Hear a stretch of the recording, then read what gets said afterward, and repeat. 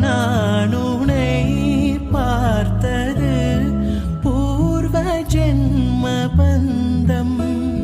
நீண்ட நாள் நினைவிலே வாழும் இந்த சொந்தம்.